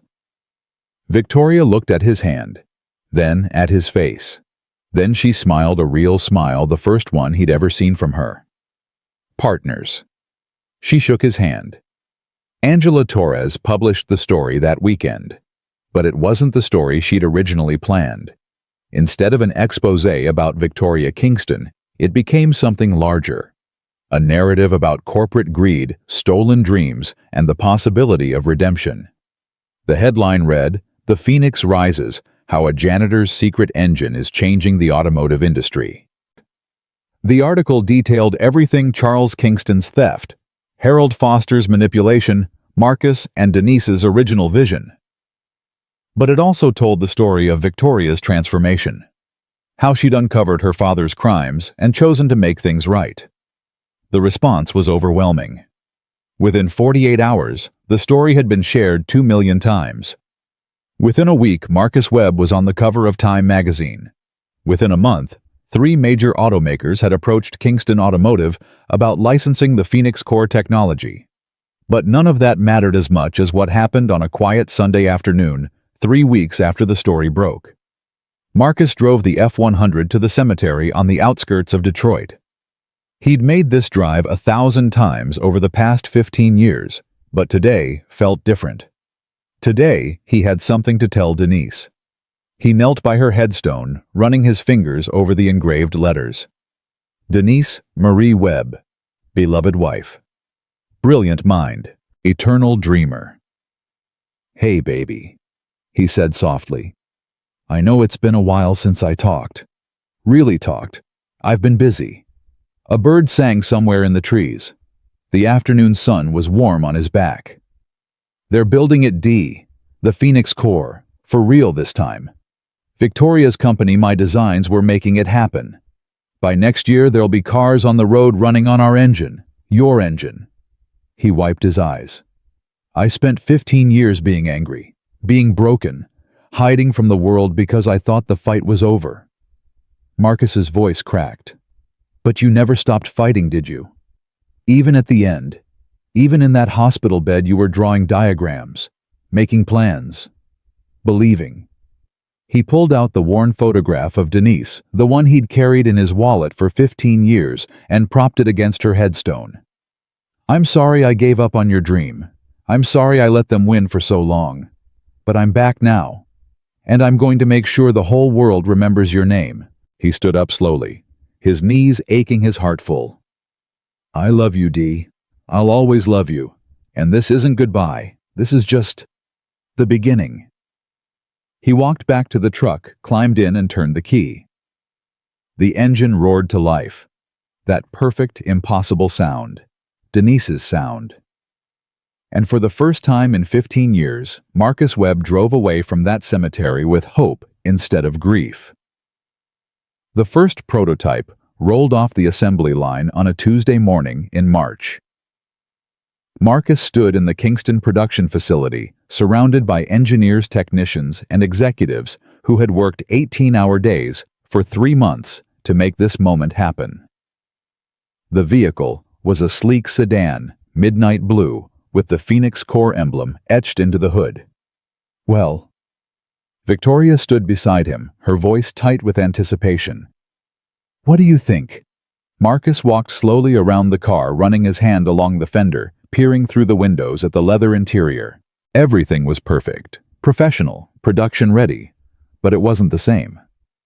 "It's beautiful," he said. "Denise would have loved it." But Marcus opened the hood and looked at the engine. The Phoenix Core, mass-produced, standardized, optimized for manufacturing efficiency. Every component precision-engineered to exact specifications. "It's not the same as ours," he said quietly. "The original. The one in my truck." Victoria frowned. "It's the same technology. Same principles. We followed your designs exactly." "I know. But Denise and I built ours by hand. Every bolt, every wire, every weld, we did it together. Late nights in our garage arguing about thermodynamics, celebrating small victories." Marcus closed the hood gently. "This is better in every measurable way, but it doesn't have her fingerprints on it." Victoria was quiet for a moment. Then she put her hand on his shoulder. "It has her spirit, Marcus, her vision. That's what matters." Marcus nodded slowly. She was right. This was what they had worked for. What Denise had dreamed about. The Phoenix Core finally reaching the world. So why did it feel like he was losing her all over again? "Let's start it up," he said. The lead engineer, a young woman named Dr. Sarah Mitchell, climbed into the driver's seat. She'd been Raymond Chen's protege before he left for a new position at Tesla, and she'd thrown herself into the Phoenix Core project with a passion that reminded Marcus of Denise. "Ready?" Sarah called out. "Ready," Marcus replied. She turned the key. The engine hummed to life. Smooth, powerful, perfect. The same harmonic that had sung from Marcus's truck for 15 years, now emerging from a production vehicle that would soon be on roads around the world. The engineers erupted in applause. Victoria grabbed Marcus's arm, grinning. Cameras flashed as the PR team documented the historic moment. But Marcus just stood there listening to that sound, tears streaming down his face. "You okay?" Victoria asked softly. "Yeah." Marcus wiped his eyes. "Yeah, I'm okay. Just remembering." Victoria squeezed his arm. "She's proud of you, Marcus. Wherever she is, she's proud." Marcus hoped she was right. The government contract came through 2 weeks later. $2.3 billion over 5 years for the development of Phoenix Core technology across multiple vehicle platforms. The largest clean energy automotive deal in American history. Kingston Automotive's stock price tripled overnight. But success brought new problems. Marcus was in Victoria's office when the first lawsuit arrived. A process server walked in, dropped a thick envelope on her desk, and walked out without a word. Victoria opened it, scanned the contents, and went pale. "What is it?" Marcus asked. "Harold Foster. He's suing us." Victoria's voice was hollow. "Wrongful termination, defamation, breach of fiduciary duty. He's claiming that everything I found on him was fabricated, that I conspired with you to destroy his reputation. That's insane. The evidence? He's saying we planted it, that you manipulated me into believing his lies." Victoria threw the lawsuit on her desk. "He's asking for $500 million in damages." Marcus picked up the document and read through it. Foster's lawyers were good. They'd constructed a narrative that painted Victoria as a naive young executive manipulated by a bitter former employee seeking revenge. Every piece of evidence they'd found was dismissed as circumstantial or potentially forged. Can he win? His lawyers seem to think so. They're the best money can buy. Victoria slumped into her chair. And that's not the worst part. What's worse than a $500 million lawsuit? This. Victoria pulled up an email on her computer. From the Department of Energy. They're reviewing our contract due to concerns about corporate governance and leadership stability. Translation, they're thinking about pulling the deal. Marcus felt his stomach drop. Because of Foster. Because of the lawsuit. Because of the publicity. Because they're government bureaucrats who hate risk. Victoria's voice cracked. 3 months of work.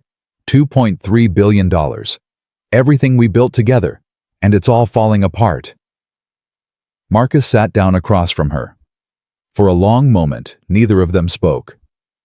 "What do we do?" he finally asked. "I don't know." Victoria looked at him with exhausted eyes. "For the first time in my life, I genuinely don't know." The next few weeks were brutal. Foster's lawyers launched a media campaign painting Victoria as unstable and Marcus as a con artist. Anonymous sources leaked damaging stories to business publications. Kingston's stock price began to slide. Meanwhile, the Department of Energy investigation dragged on. Inspectors showed up unannounced. Documents were requested, reviewed, questioned. Every aspect of the Phoenix Core project was scrutinized. Marcus threw himself into work trying to ignore the chaos. He spent 18-hour days in the engineering lab refining the production process, training new technicians, solving problems that arose with the manufacturing line. But the stress was wearing on him. He was 58 years old. His body ached from lack of sleep. His mind raced with worry, even when he tried to rest. One night around 2 a.m., Sarah Mitchell found him slumped over a workbench in the lab. Marcus, wake up." He jerked awake, disoriented. What's wrong?" "You fell asleep. Again." Sarah handed him a cup of coffee. "This is the 3rd time this week. You're going to kill yourself at this rate." "I'm fine." "You're not fine. You're exhausted, you're stressed, and you're trying to carry this entire project on your shoulders." Sarah sat down beside him. "Denise wouldn't want this. You know that." Marcus took a sip of coffee. It was bitter and lukewarm, but it helped clear his head. She was always the strong one, he said quietly. When things got hard, she'd find a way through. I just followed her lead. And now I don't know what I'm doing. I'm an engineer, Sarah. I build things. I don't know how to fight lawsuits and government investigations and PR wars. Sarah was quiet for a moment. Then she pulled out her phone and showed him something. Look at this. It's a message board for automotive engineers. There's a thread about the Phoenix core. Marcus looked at the screen. Hundreds of comments all discussing his technology.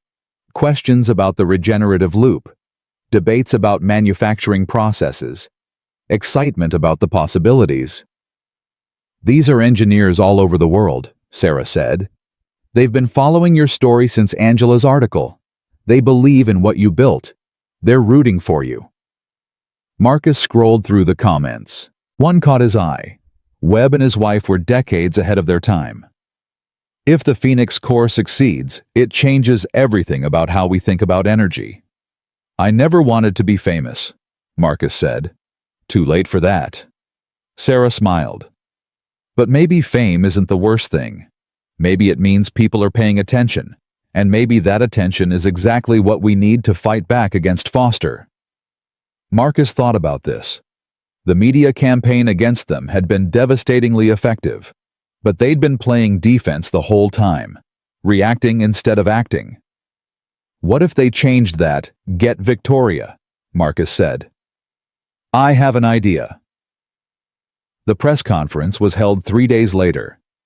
Every major news outlet showed up. Cameras, reporters, photographers packed into the Kingston auditorium hungry for the next chapter in the story that had captivated the nation. Victoria spoke first. She was poised, professional, every inch the CEO. She addressed the lawsuit, directly denied Foster's allegations calmly, and promised full cooperation with all investigations. Then she introduced Marcus. He walked to the podium feeling every one of his 58 years. The lights were blinding. The cameras clicked like machine guns. He had never been comfortable with public speaking. That had always been Denise's strength. But this was too important to hide from. My name is Marcus Webb, he began. 15 years ago, I was an aerospace engineer at NASA. I had a wife named Denise who was the love of my life. Together we built something we believed could change the world. He told the whole story. The cancer, the stolen patents, the years of invisibility, the fire extinguisher in the parking lot, the partnership with Victoria. Everything. Harold Foster was there when my wife was dying. Marcus said, his voice steady, despite the emotion behind it. He helped time the acquisition of our patents for the moment when I was most vulnerable. He waited for her to enter hospice before making the final offer, and now he's trying to destroy the technology she gave her life to create. He paused, letting the words sink in. Foster is betting that money and lawyers can bury the truth. He's counting on people giving up, getting tired, moving on to the next story. Marcus looked directly into the cameras. But I've spent 15 years waiting for this moment. 15 years protecting my wife's dream. I'm not going anywhere. He reached into his pocket and pulled out the worn photograph of Denise. This is my wife. She believed that the Phoenix core could help millions of people. She believed that good ideas survive, that truth matters. Marcus held up the photograph so the cameras could see. I'm asking everyone watching to remember her. Remember what we built together. And don't let people like Harold Foster win. The auditorium was silent. Then someone started clapping. Then someone else. Then the whole room erupted in applause. Victoria stepped up beside Marcus, put her hand on his shoulder, and whispered, "You did it." He hoped she was right. The response was overwhelming. Within hours, #Justice for Denise was trending worldwide. Engineers, scientists, academics came forward with testimonials about the Phoenix core's potential. Former Kingston employees who had witnessed Foster's behavior over the years began speaking to journalists. Angela Torres published a follow-up article with new evidence, financial records, showing Foster had been skimming from Kingston for years, funneling money to offshore accounts. documents proving he had personally overseen the Webb acquisition in 2011. The Department of Energy quietly announced that their investigation had found no wrongdoing in the Phoenix Core project. The contract would proceed as planned.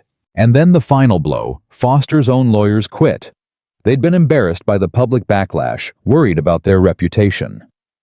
Without legal representation, Foster's lawsuit collapsed.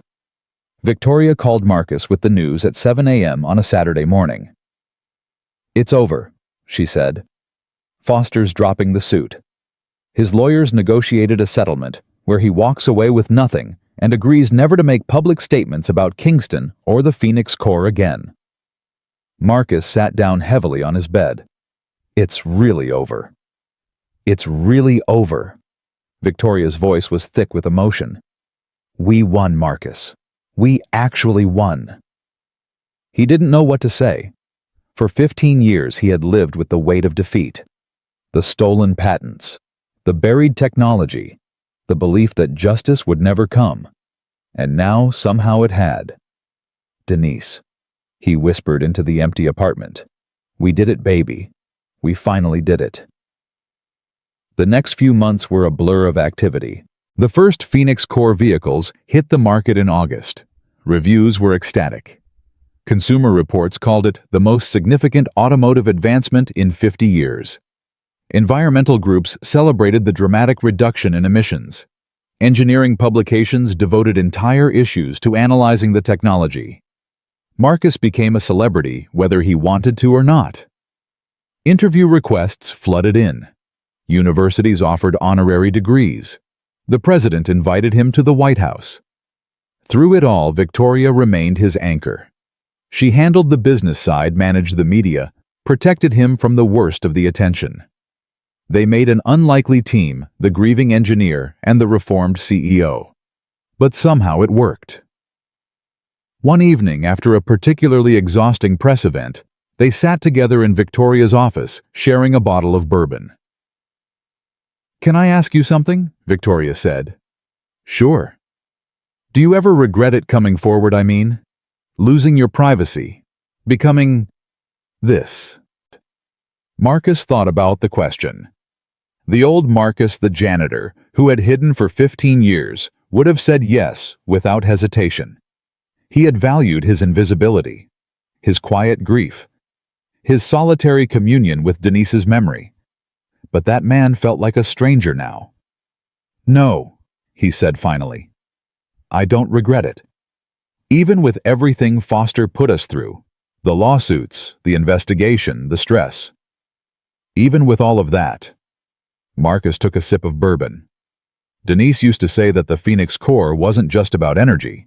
It was about hope, about proving that good ideas could survive even when powerful people tried to bury them." "She sounds like she was remarkable." "She was." Marcus smiled sadly. "And the thing is, Victoria, I lost her either way. Whether I stayed hidden or came forward, she was still gone. But this way, at least, her dream lives on. At least people know her name." Victoria was quiet for a moment. Then she raised her glass. "To Denise." "To Denise." They drank in comfortable silence. "What about you?" Marcus asked. "Any regrets?" Victoria laughed bitterly. "Too many to count. I spent years being my father's daughter. Ruthless, ambitious, willing to step on anyone to get ahead. I told myself it was just business, just survival. And now I see all the people he hurt, all the damage he did." Victoria stared at her glass. "Including you, including Denise. I can never make up for what he took from you, Marcus. I know that. But I can try to be different. I can try to build something he never could." "What's that?" "Something worth being proud of." Marcus nodded slowly. He understood that desire. The need to create meaning from pain. To transform suffering into purpose. "You're already doing it," he said. "The Phoenix Core. The Clean Energy Initiative. The way you've transformed this company. Your father never could have done any of that. He never would have wanted to." "Exactly." Marcus met her eyes.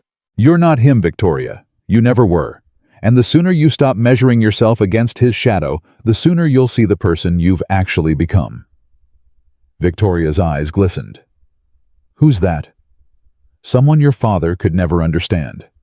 Someone who chose to do the right thing, even when it cost her everything. Marcus smiled. Someone Denise would have liked. Victoria wiped her eyes. You keep saying that. Because it's true. Denise could always see the best in people, even when they couldn't see it themselves. She would have seen it in you. They sat in silence for a long moment. The city lights twinkled outside the window. The bourbon warmed their stomachs. Thank you, Marcus, Victoria said finally, for giving me a chance, for believing I could be better. Thank you for proving me right. Victoria smiled, that real smile he'd come to recognize, so different from the cold mask she'd worn when they first met. Partners. Partners. They clinked glasses. The call from the Smithsonian came in November. Victoria took it in her office, with Marcus sitting across from her. The voice on the other end belonged to Dr. Robert Hayes, curator of the American Innovation Wing. Ms. Kingston, we'd like to discuss a proposal with you and Mr. Webb. We're listening? The Phoenix Core story has captured the nation's attention. The stolen patents, the years of struggle, the eventual triumph, it's a uniquely American narrative. We'd like to honor that narrative with a permanent exhibit. Marcus leaned forward. What kind of exhibit? We want to tell the complete story, from Denise Webb's original designs to the production vehicles rolling off your assembly line today. But the centerpiece would be something truly special. What's that? Dr. Hayes paused. Mr. Webb's original truck, the 1972 Ford F-100 with the first Phoenix Core prototype. We'd like to display it at the Smithsonian as a symbol of innovation, perseverance, and the American dream. Marcus felt his chest tighten. The truck. Denise's truck. The vehicle he had driven every day for 15 years, protecting it, hiding it, cherishing it as the last physical connection to his wife. I need to think about it, he said. Of course. Take all the time you need. After Victoria hung up, she looked at Marcus with concern. You don't have to do it. The truck is yours. No one would blame you for keeping it. Marcus stood and walked to the window. The Detroit skyline stretched before him, transformed by the success of the past year. New jobs, new hope, new possibilities, all flowing from the technology he and Denise had created in their garage. She would have wanted this, he said quietly. Denise. She would have wanted the truck to mean something bigger than just me. Are you sure? Marcus thought about the storage facility where he'd hidden the F-100 during the worst of the conflict with Foster. About the nights he'd spent there alone, talking to Denise's photograph, trying to find the strength to keep going. The truck had been his sanctuary, his connection to the past, his reminder of everything he'd lost. But it had also been a prison, a way of staying stuck in grief instead of moving forward. I'm sure, Marcus said. Call Dr. Hayes back. Tell him he can have the truck. Victoria stood and walked over to him. Marcus, are you really okay with this? He turned to face her. I've been holding on to that truck like a lifeline for 15 years. But Denise isn't in the metal and the engine. She's in the idea, the dream, the technology that's going to change the world. He looked out the window again. It's time to let go. Victoria put her hand on his arm. You're the bravest person I know. Marcus laughed softly. I'm a 58-year-old man who hid in a janitor's closet for half a decade. I'm not brave. I'm just finally ready. Same thing, isn't it? Maybe it was. Marcus didn't know anymore. All he knew was that something had shifted inside him. The weight he'd carried for 15 years was lighter now. Still there, but bearable. He pulled out his phone and looked at the photograph of Denise one more time. I'm giving them the truck, baby, he whispered. I hope you understand. In his heart, he knew she did. The ceremony was scheduled for December. The Smithsonian would unveil the exhibit with full fanfare, press coverage, dignitaries, the whole production. But before that happened, Marcus had one more thing to do. On a cold afternoon in late November, he drove the F-100 through Detroit one last time. Past the Kingston factory where the Phoenix Corps vehicles were built. Past the apartment where he'd lived alone for 15 years. Past the hospital where Denise had taken her last breath. He parked at their old house, the garage where everything had started. The house had been sold years ago, but the new owners had kept the garage exactly as it was. They were fans of the Phoenix Corps story they'd told him. They wanted to preserve the history. Marcus sat in the truck engine idling and remembered. Denise covered in grease, arguing about thermal coefficients. Denise dancing to old Motown songs while they worked. Denise crying with joy when the first prototype actually ran. Denise holding his hand in the hospital, making him promise to never give up. "I kept my promise, baby," Marcus said to the empty cab. "I never gave up. And now your dream is going to live forever." He turned off the engine for the last time. The silence was profound. Complete. Final.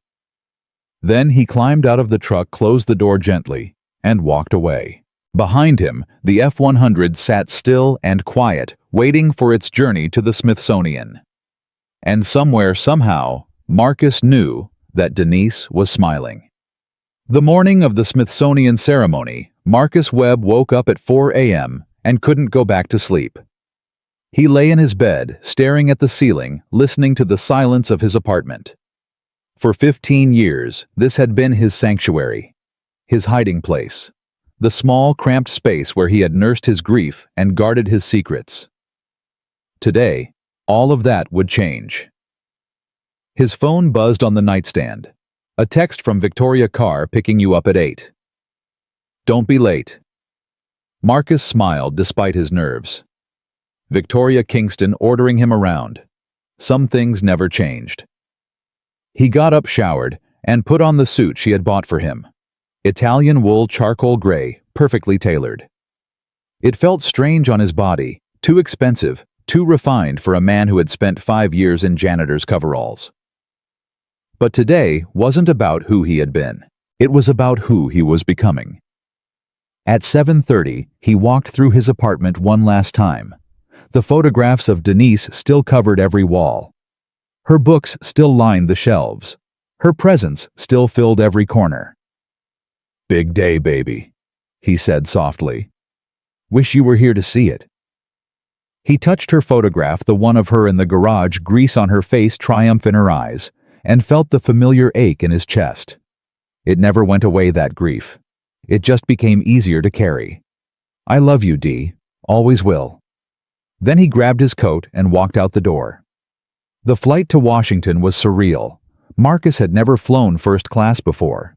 The leather seats, the champagne, the flight attendants who treated him like royalty, it all felt like a dream he might wake up from at any moment.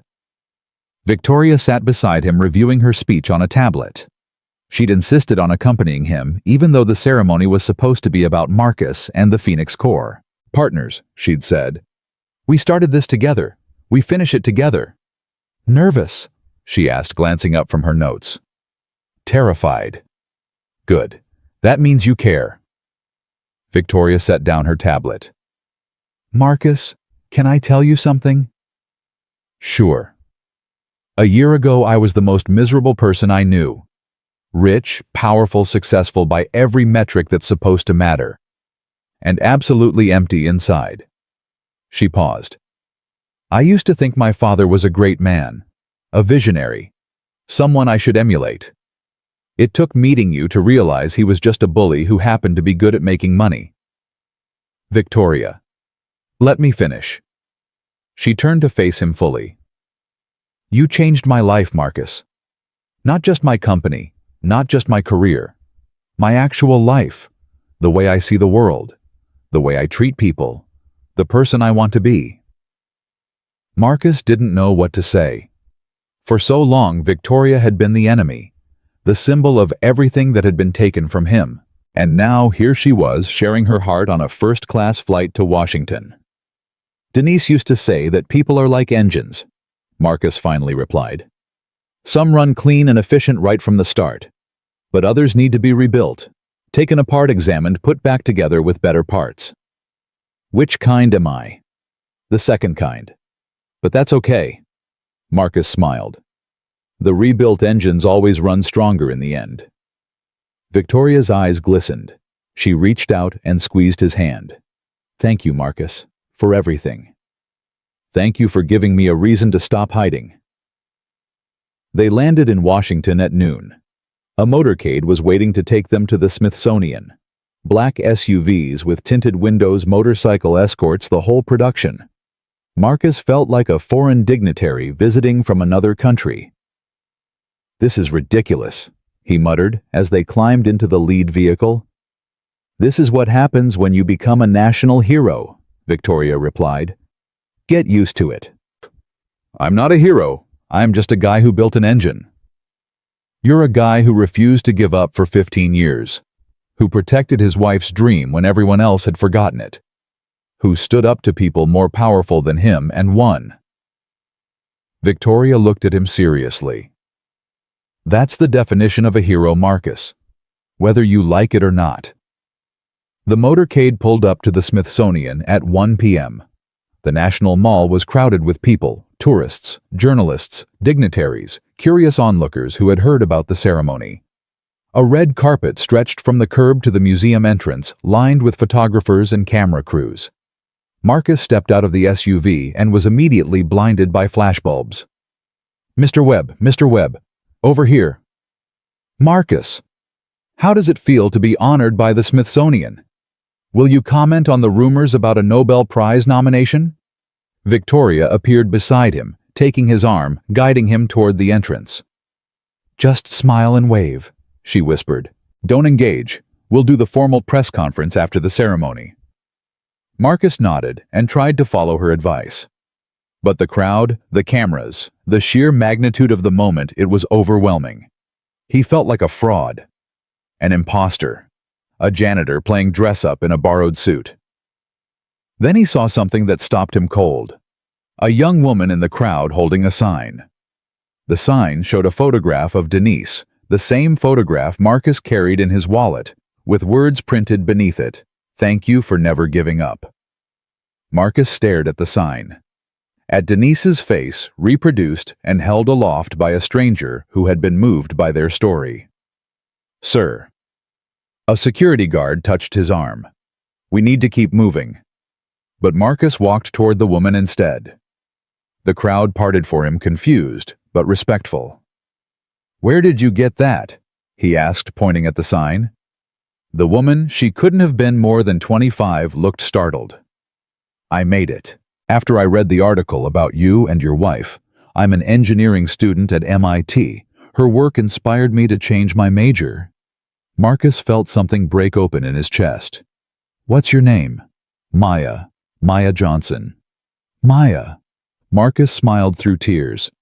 "That's a beautiful name. My wife would have loved to meet you. I wish I could have met her too." Maya's eyes were wet. "She's the reason I believe I can do something that matters." Marcus reached out and touched the sign, touched Denise's face one more time. "She's still changing the world," he said softly, "even now."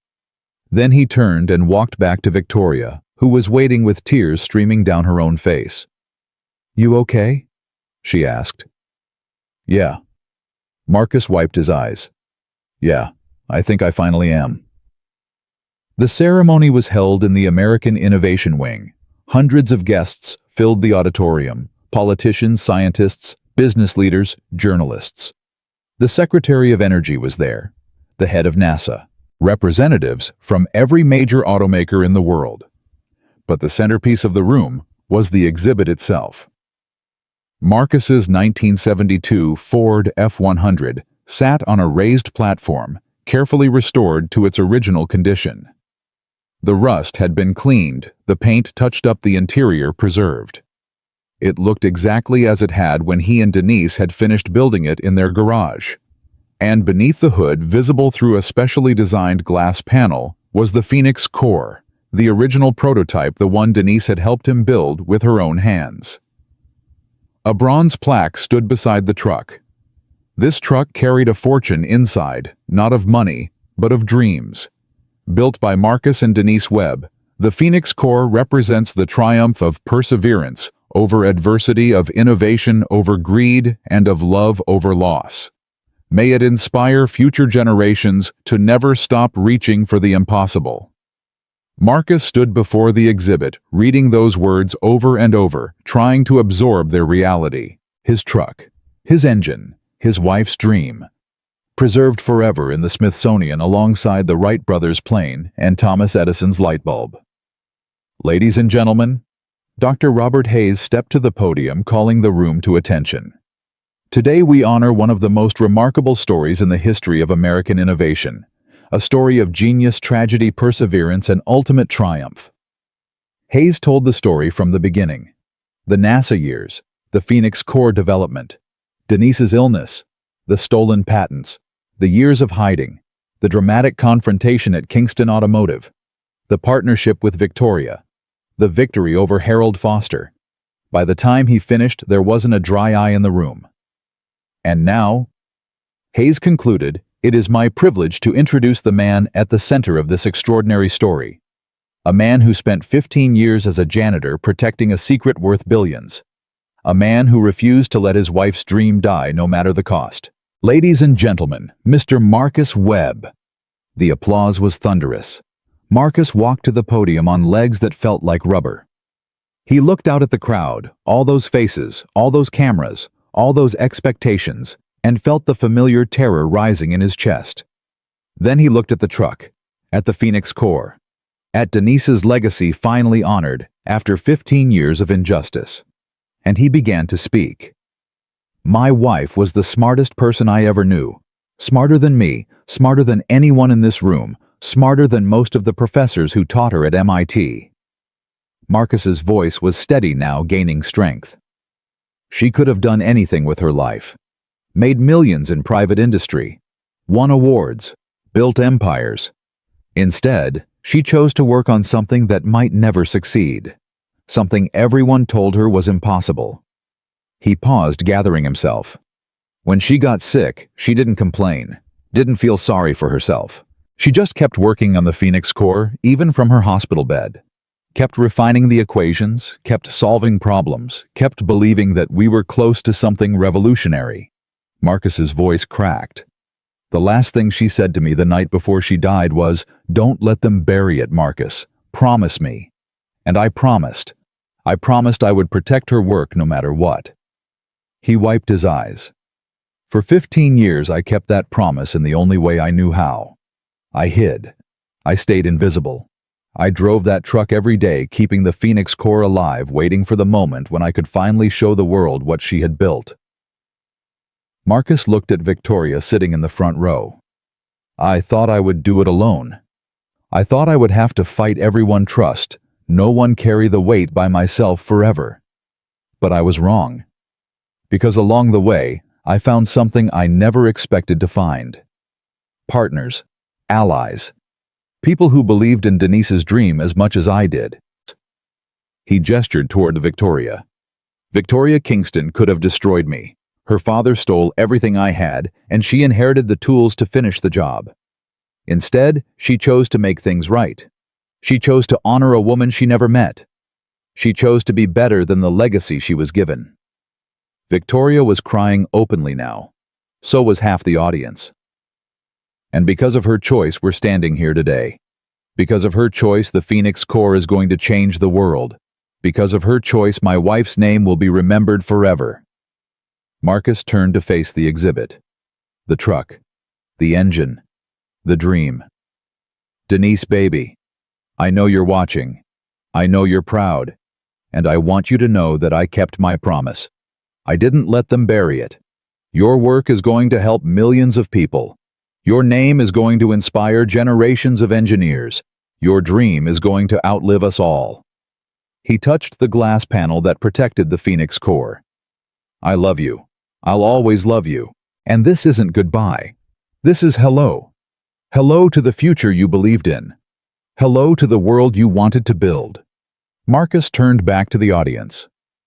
Ladies and gentlemen, the Phoenix Corps was never about money or fame or winning. It was about proving that good ideas survive, that one person can make a difference, that love is stronger than greed and hope is stronger than despair. He took a deep breath.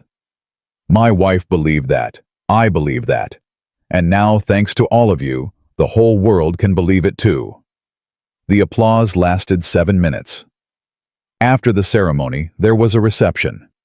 Marcus found himself surrounded by people wanting to shake his hand, take photos, share their own stories of struggle and perseverance. It was exhausting, but also strangely wonderful. Halfway through the evening, he slipped away to the exhibit hall for a moment of quiet. He was standing in front of the truck, lost in memory, when he heard footsteps behind him. Mind some company. It was Raymond Chen, the young engineer who had helped him from the beginning, who had risked everything to find the evidence against Foster, who had believed in Marcus when no one else did. Ray. Marcus smiled and embraced him. I didn't know you were coming. Wouldn't miss it for the world. Tesla gave me the week off. Raymond stood beside Marcus looking at the truck. It's really something, isn't it, seeing it here in the Smithsonian? Surreal is the word I'd use. You know I never told you this, but meeting you changed my life. Raymond turned to face him. Before I knew who you really were, I was just going through the motions. Engineering was a job, not a calling. But watching you, seeing what you went through, what you built, what you protected, it made me realize that our work can actually mean something, can actually change things. Ray. Let me finish. Raymond's voice was thick with emotion. Lily, my daughter, she's 7 now, and every night I tell her stories about you and Denise, about the Phoenix Corps, about never giving up even when the world is against you. She wants to be an engineer when she grows up, because of you. Marcus felt tears welling up again. He'd cried more today than in the past 15 years combined. That's the greatest compliment anyone's ever given me. It's just the truth. Raymond smiled. Thank you, Marcus, for everything. They stood together in silence, 2 men looking at a truck that had changed both their lives. How's the new job? Marcus finally asked. Good. Different. Tesla's doing amazing work, but it's not the same as Kingston. Not the same as being part of the Phoenix Corps project. Any regrets? None. Raymond shook his head. I did what I needed to do. Now it's time to write my own story. That's all any of us can do. Victoria found them an hour later. There you are. The Secretary of Energy wants to meet you. Something about a presidential commendation. Marcus groaned. More ceremonies. Get used to it. Victoria smiled. This is your life now. I liked it better when I was invisible. No, you didn't. Victoria took his arm. You liked feeling safe. But safety isn't the same as happiness. And you, Marcus Webb, deserve to be happy. Marcus looked at her, this woman who had been his enemy, then his ally, now something like family. Thank you, Victoria, for everything. Thank me by living well. That's all Denise would have wanted. She was right. Marcus knew she was right. And for the first time in 15 years, he believed that living well was actually possible. The exhibit opened to the public the next morning. Marcus was there for the opening, standing near the truck, watching as ordinary people filed past the display. Families with children, students on field trips, elderly couples holding hands. They read the plaque. They looked at the engine. They took photos and whispered to each other about the incredible story of Marcus and Denise Webb. One moment stood out above all others. A young boy, maybe 8 years old, stood transfixed in front of the Phoenix Corps. His mother tried to pull him along to the next exhibit, but he wouldn't move. Mom, look, he said, pointing at the engine. That's what I want to build when I grow up. What, sweetie? Something impossible, something that changes everything. Marcus walked over to them. Hey, buddy, you like the engine? The boy's eyes went wide. You're him. You're Marcus Webb. That's me. You built this for real. My wife and I built it together, a long time ago. The boy stared at the Phoenix Corps with renewed wonder. How did you know it would work? Everyone said it was impossible. Marcus knelt down to the boy's eye level. "You know what, kid, I didn't know. Nobody knows if the impossible things will work. But you try anyway. You keep trying, keep failing, keep learning until one day you succeed. But what if you don't succeed? What if it never works?" Marcus thought about this, about all the years of failure, the stolen patents, the dying wife, the loneliness and despair. Then you know you gave it everything you had, and that's worth more than any success. The boy nodded slowly, processing this wisdom. "I'm gonna build something impossible someday," he declared. "Just like you." "I believe you will." Marcus ruffled his hair. "What's your name?" "David." "David, listen to me. Don't let anyone tell you what you can't do. Don't let anyone steal your dreams. And when things get hard, because they will get hard, remember this truck. Remember that someone else faced impossible odds and won." David looked at the truck, then back at Marcus. "I'll remember," he promised. "Forever." His mother pulled him gently away to the next exhibit. But before they disappeared into the crowd, David turned and waved at Marcus, his face shining with determination and hope. Marcus waved back, tears streaming down his face. This was why Denise had built the Phoenix Core, not for money or fame or recognition. For moments like this. For children who would dare to dream because of what she had done. Her legacy wasn't in the patents or the products. It was in the hearts of people who would never give up. And that legacy would live forever. 6 months later, Marcus retired from Kingston Automotive. He didn't need to work anymore. The licensing royalties from the Phoenix Core had made him wealthy beyond anything he had ever imagined. But that wasn't why he left. He left because it was time to start the next chapter of his life. Victoria threw him a farewell party at the company headquarters. Every employee came: engineers, technicians, administrative staff, even the maintenance workers who had once been his colleagues. "Speech," someone shouted as Marcus stood before them. He looked around at all these faces, people he had worked alongside for years, first as a janitor, then as a partner, finally as a friend. "When I started at this company," he began, "I was invisible, a ghost in coveralls mopping floors and emptying trash. Nobody knew my name, nobody cared about my story, and that was exactly how I wanted it." Laughter from the crowd. But life has a funny way of refusing to leave you alone. It puts people in your path who see through your disguises, who challenge your assumptions, who refuse to let you stay small and hidden. He looked at Victoria.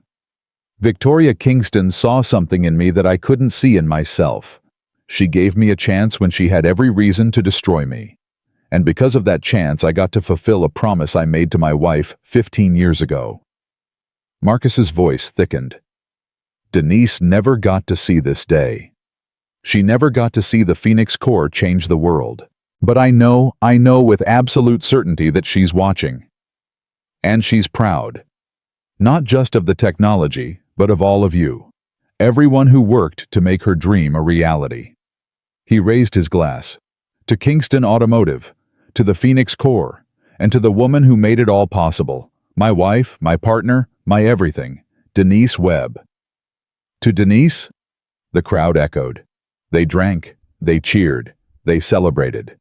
And Marcus Webb, the janitor who had hidden a fortune in his truck, walked out of Kingston Automotive, for the last time, finally at peace. 1 year after the Smithsonian ceremony, Marcus returned to Detroit.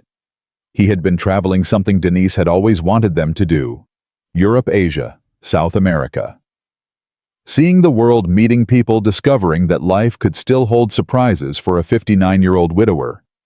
But Detroit was home. And there was one more thing he needed to do. He drove to Denise's grave on a perfect spring morning. The sun was warm, the grass was green, and birds sang in the trees surrounding the cemetery. Marcus knelt by her headstone, placing a bouquet of yellow roses, her favorite, against the marble. "Hey, baby, it's been a while." He told her everything. The Smithsonian ceremony, the retirement, the travels, the peace he had finally found after so many years of grief. "I met someone," he said carefully. "Her name is Grace. She's a retired teacher from Chicago. We met at a fundraiser for engineering scholarships. He paused, feeling the weight of the words. I don't love her the way I loved you. Nobody could ever replace you, Dee. But she makes me laugh. She makes me feel alive. And I hope you'd want me to be happy. A breeze rustled through the trees, carrying the scent of spring flowers.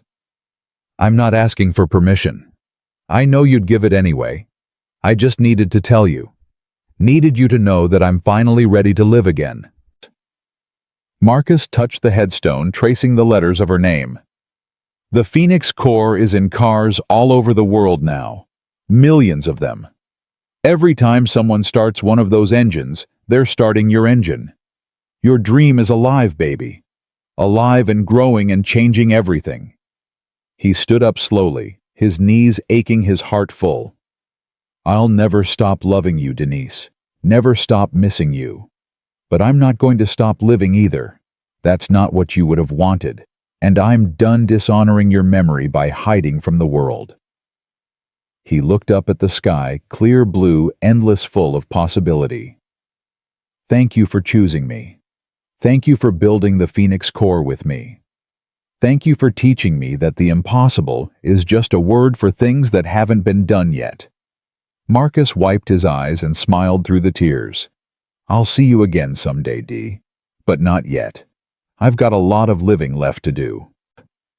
He walked back to his car, a new Phoenix core sedan, midnight blue, the same color as the first production model. He climbed in, started the engine, and listened to that perfect, impossible sound. Denise's sound.